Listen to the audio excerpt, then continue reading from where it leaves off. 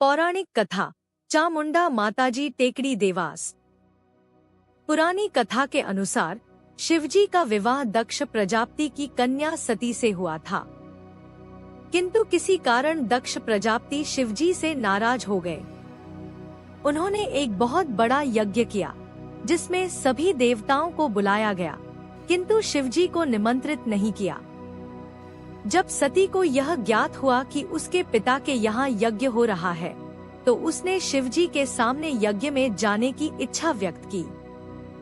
शिवजी ने बहुत समझाया कि जब हमें निमंत्रित नहीं किया गया तो जाना उचित नहीं, किंतु सती अपने हठ पर अड़ी रही तथा शिवजी की इच्छा की उपेक्षा करके यज्ञ में चली गई।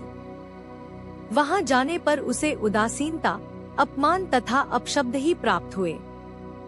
परिणामतः सती ने योग अग्नि के द्वारा अपने प्राणों का त्याग कर दिया, जिस पर शिवजी क्रोधित हो उठे। उनके गणों ने यज्ञ विध्वंस कर डाला, दक्ष प्रजापति को मार डाला।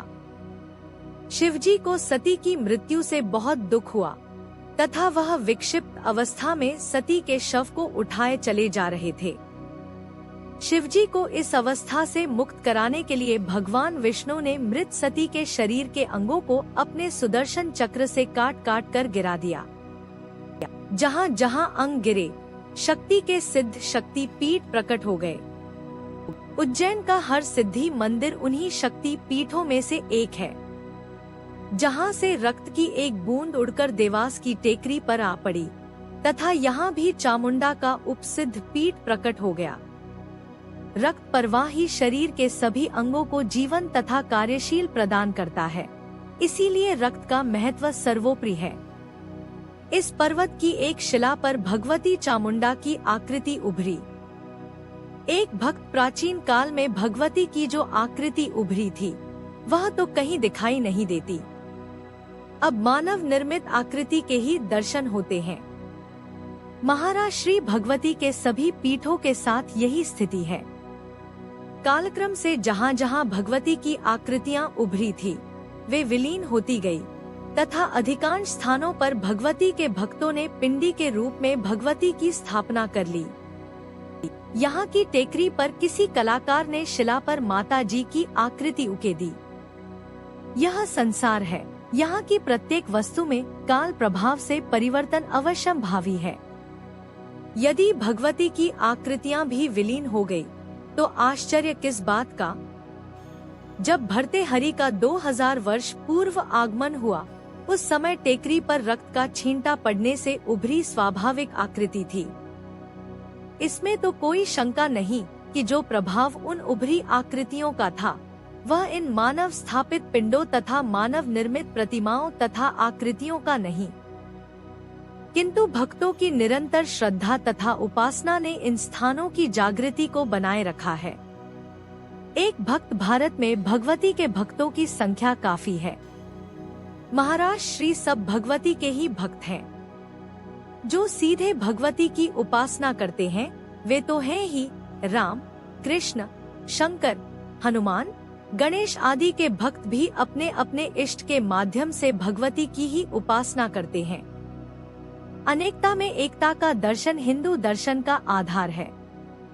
एक ही भगवती कई देवी देवताओं के रूप में दृष्टि गोचर होती है।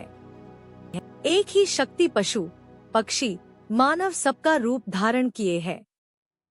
शक्ति एक, उसका आधार एक, बाकी सारा जगत उसकी स्पंदनशीलता का परिणाम। एक ही शक्ति कई कार्य करती है तो उसके रूप भी अनेक हैं। भक्त अपनी भावना के अनुरूप कोई सा भी रूप चुन लेता है, चामुंडा, लक्ष्मी, वैष्णवी अथवा राम, कृष्ण, शंकर, हनुमान, गणेश इत्यादि।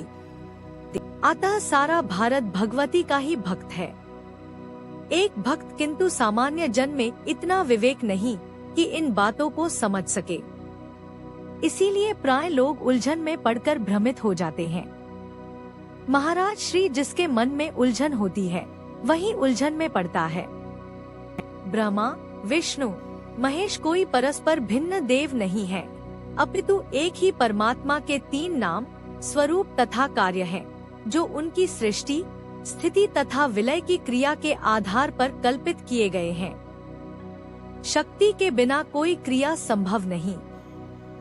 इसीलिए इन तीनों देवों की ही भांति उनकी शक्तियों को भी महासरस्वती, महालक्ष्मी तथा महाकाली के रूप में स्थापित कर दिया गया है।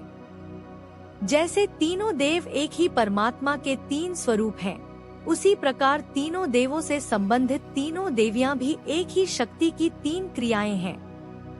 अपनी श्रद्धा तथा चित्त स्थिति के अनुसार कोई वैष्णवी कहता है तो कोई तारा, भैरवी, त्रिपुरी या चामुंडा। किंतु ध्यान रहे कि शक्ति एक ही है और शक्तिमान भी एक ही। सद्गुरु में भी यही तीनों शक्तियां कार्य करती हैं। जब गुरुदेव साधक में विद्यमान ज्ञान को संभालते हुए उसमें नए ज्ञान तथा अंतर अनुभूतियों को प्रकट करते हैं तो वह ब्रह्मा तथा महासरस्वती का कार्य कर रहे होते हैं।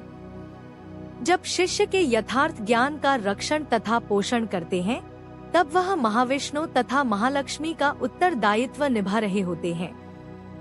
जब चित्त में विपरीत ज्ञान अर्थात भ्रम, अज्ञान, संशय, दुविधा तथा मिथ्या भय, अभिमान को निवृत्त अर्थात प्रलय कर रहे होते हैं तो वे शिवजी तथा महाकाली का कार्य संपन्न कर रहे होते हैं।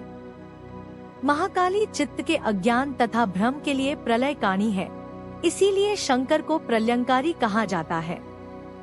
यह प्रलय बाहर जगत में नहीं, चित्त में घटित होता है।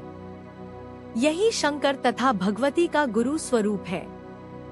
अब तुम्हें समझ आ गई होगी कि भगवती या शंकर या अन्य देवताओं के मंदिरों में लोग गुरु पूर्णिमा पर पूजा के लिए क्यों जाते हैं। जो व्यक्ति ब्रह्मा, विष्णु, महेश तथा महासरस्वती, महालक्ष्मी, महाकाली के इस उत्तरदायित्व की ओर लक्ष्य रखते हुए अपने अंतर में सद्गुणों तथा सद्ज्ञान के संवर्धन, यथार्थ ज्ञान के संरक्षण तथा विकारों, वासनाओं के सहार के प्रति सचे रहता है, उसे ही गुरुमुख कहा जाता है। जो इधर से उदासीन हो जाता है वही मनमुख है। जो अंतर की आवाज तो सुनता है किंतु उधर ध्यान नहीं देकर अवहेलना कर देता है तथा मन के पीछे लग जाता है, उसे गुरु विमुख कहा जाता है। हमारी परंपरा में भगवती को दक्षिणा मूर्ति के रूप में स्वीकार किया जाता है, जो शंकर भी है तथा भगवती भी। हम नित्य प्रति मंदिर में आरती करते हैं, जय दक्षिणा मूर्ति स्वामी, जय दक्षिणा मूर्ति। किंतु यह आरती भगवान शंकर की है और आगे सभी गुरु के लक्षणों का वर्णन है। दृष्टिपात संकल्प मात्र से जगती कुंडलिनी क्रियावती क्रीड़ा एक करती जाए न जो वर्णी। किंतु सद्गुरु क्या है? भगवती का ही तो एक कार्य है, शिष्य के विकारों, संस्कारों पर क्रिया रूप होकर प्रलय मचा देना। अब कोई उसे सद्गुरु कहे या महाकाली, शंकर तथा भगवती ही आतः गुरु होकर सद्गुरु रूप में प्रकट होते हैं। एक भक्त किंतु उसे दक्षिणा मूर्ति क्यों कहा जाता है? महाराज श्री दक्षिणा मूर्ति उपनिषद के अनुसार दक्षिणा बुद्धि की ऐसी ब्रह्मा प्रकाशिका है जो परम तत्व के साक्षात्कार में मुख अर्थात द्वार है। यह तो आपको ज्ञान होगा कि बुद्धि भी शक्ति की ही एक क्रिया है। दुर्गा सप्तशती में भी कहा गया है, बुद्धि रूपेण संस्थिता।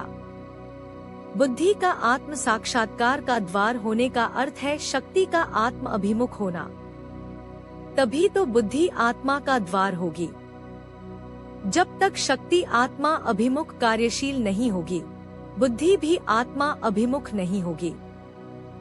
अंतर्जा जागृत शक्ति ही अद्गुरु है, जो अंधकार का नाश करती है। चामुंडा ने च एवं मुंड रूपी असुरों का सहार करके यह नाम पाया था। दक्षिणा मूर्ति ही चामुंडा है, काली भी असुरों के लिए काल तथा चामुंडा है। एक ही शक्ति के विभिन्न स्वरूप हैं। इन स्वरूपों पर आधारित पुराणों में कथाओं की रचनाएं की गई हैं। एक भक्त आपके आश्रम में दक्षिणा मूर्ति की पूजा तो होती है, किंतु दक्षिणा मूर्ति का कोई मंदिर नहीं। महाराज श्री हमें दक्षिणा मूर्ति का मंदिर बनवाने का एक बार विचार आया, किंतु हमारा समय अब समाप्त होने को है। हमको जो कुछ करना था कर लिया। हमारे पश्चात आने वालों को भगवान ने ऐसी बुद्धि दी तो हो सकता है हमारे आश्रमों में भी दक्षिणामूर्ति के मंदिर बन जाएं। एक भक्त जब चामुंडा तथा दक्षिणामूर्ति एक ही बात है तो चामुंडा में ही दक्षिणामूर्ति की भावना की जा सकती है। महाराज श्री वह तो हम करते ही हैं। फिर सभी देव देवियां हमारे अंतर में ही तो है। ज्ञान शक्ति, इच्छा शक्ति तथा क्रिया शक्ति में भगवती के सभी स्वरूपों का समावेश हो जाता है। महाराज श्री ने बातचीत को यही विराम दे दिया। उठकर चले तो धीमी धीमी वर्षा आरंभ हो गई थी। आश्रम के समीप पहुँचे तो काफी जोर की वर्षा होने लगी। तब तक आश्रम से एक व्यक्ति भागकर छाता ले आया। महाराज श्री अपनी कुटिया तक पहुँचे तब तक वह भीग चुके थे।